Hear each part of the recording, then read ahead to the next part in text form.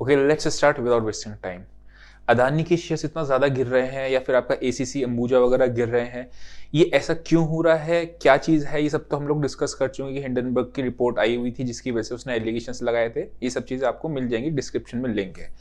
आगे क्या करना है और क्या गलती नहीं करनी है, क्या इसमें हम लोगों को कंसीडर करना चाहिए टू इन्वेस्ट और नॉट, या फिर नहीं करना चाहिए, ये सारी चीज़ें हम लोग देखेंगे। बिकॉज जो हो गया सो तो हो गया, बट अब आगे करना क्या है इनके शेयर्स में, वो चीज़ है। ठीक है, और जितनी भी चीज़ें मैं आपको यहाँ पे बता रहा हूँ ये सब मेरे पर्सनल एक्सपीरियंस है। बिकॉज मैंने यस बैंक में लॉस लगाया था, मुझे पता है कि यहाँ पे रिटेलर्स की मेंटेलिटी क्या होती है। ठीक है, वो सारी चीज़ मैं आपको बताऊंगा, और ताकि अगर कुछ गड़बड़ हो सकती है तो हम लोग उससे बच जाएं, कोई मेजर लॉसेस ना लगे हमको। ठीक है, तो ध्यान से सुनना क्या है। सबसे पहले हम लोग यहाँ पे देखते हैं शेयर्स का, यहाँ पे जितने भी शेयर्स हैं। ठीक है, आप यहाँ पे क्लिक करोगे, अगर अदानी पोर्ट्स करोगे, ठीक है, ये भी फ्री फॉल में दिख रहे हैं। अदानी एंटरप्राइजेस भी आपको फ्री फॉल में दिख रहे हैं। अदानी ग्रीन भी आपको फ्री फॉल में दिख रहे हैं। ठीक है, अदानी ट्रांसमिशन भी आपको फ्री फॉल में दिख रहे हैं। मैं ना सारी चीज़ आपको लॉजिक के साथ बताऊंगा, मतलब कि क्या क्या चीज़ें, क्यों ऐसा होता है, कौन से शेयर गिरते हैं, कौन से नहीं, ये सब चीज़ें आपको बताऊंगा। ठीक है, अदानी विलमार तो 5% जितना उसका सर्किट है उतना ही गिरेगा, वो ऑब्वियसली डेली लोअर सर्किट लगाता रहेगा। ठीक है, अदानी पोर्ट्स है ये आपका, और आपका 2 शेयर्स और गिरे हैं, वो कौन से हैं, एसीसी और अंबुजा सीमेंट। तो यहाँ पे एसीसी आपका 13% गिरा है और अंबुजा आपका 17% गिरा है। ठीक है, तो हम लोग एक एक करके इसको डिस्कस करते हैं। सबसे पहले मैं ना अब कुछ रिटेलर्स की माइंडसेट में, क्योंकि ये सारी चीजें हो चुकी है मेरे साथ, और मैं आपको बता रहा हूँ मैं ऐसा रिटेलर का मतलब कोई न्यू भी नहीं, बहुत बहुत एक्सपीरियंस लोग भी होते हैं ना, इवन चार्टर्ड अकाउंटेंट्स भी होते हैं, वो भी। ह्यूमन साइकोलॉजी तो सभी की होती है ना, माइंड के इमोशंस तो होते हैं ना।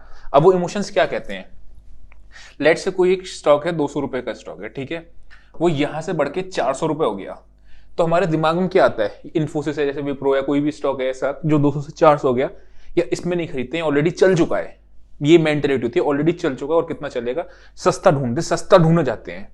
अब सस्ता हमें कौन सा मिलता है पता है, कोई स्टॉक अगर 2000 रुपए का स्टॉक है, वो वहां से आपको 1500 रुपए आ गया, हमको लगता है ये स्टॉक सस्ता हो गया। ठीक है, ये गलती नहीं करना। यस बैंक का स्टॉक 400 रुपए का था, वहां से 300 आया, 300 से 200 आया, 200 से करके आज 15 रुपए पे।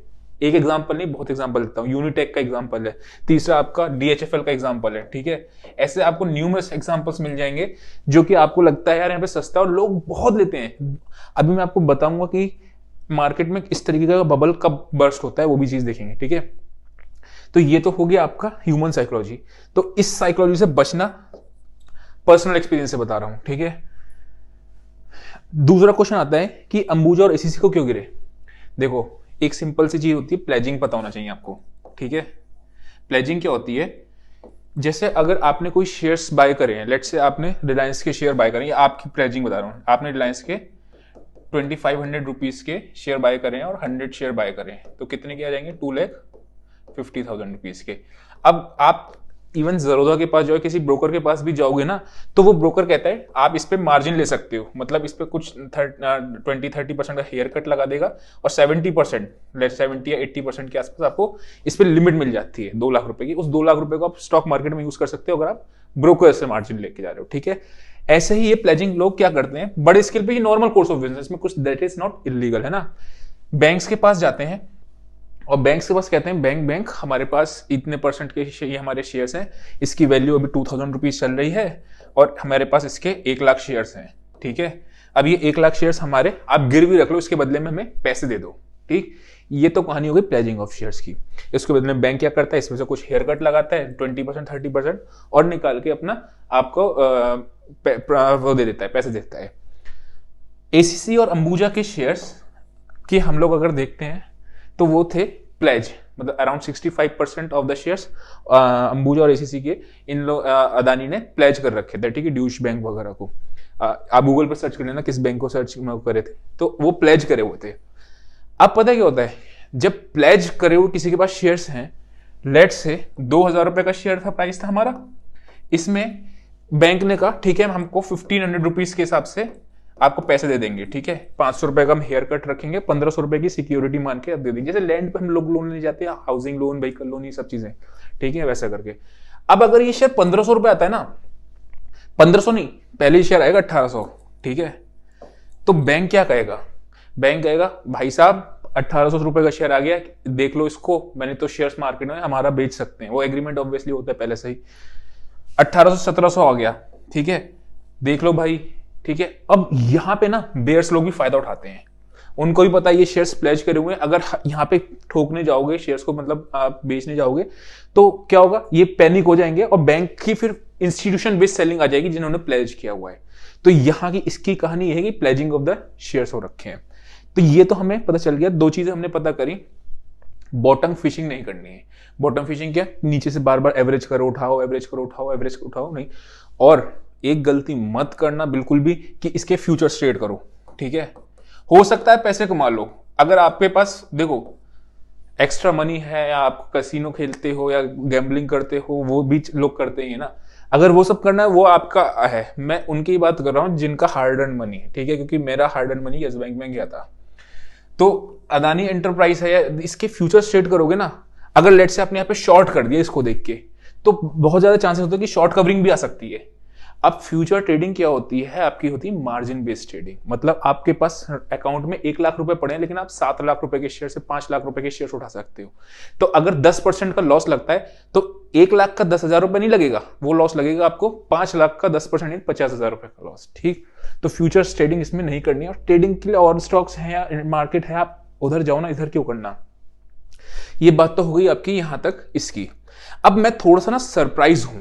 सरप्राइज क्यों हूं, बिकॉज जब भी एक ऐसा बबल बर्स्ट होता है या फिर आपका एक मार्केट का भी टॉप बनता है ना, उस केस में हिस्टोरिकली एक चीज देखी गई है कि रिटेल का पार्टिसिपेंट बहुत ज्यादा हो जाता है, पार्टिसिपेशन जो होता है रिटेल्स का बहुत ज्यादा हो जाता है। हम एग्जांपल लेके चलते हैं स्क्रीनर पे।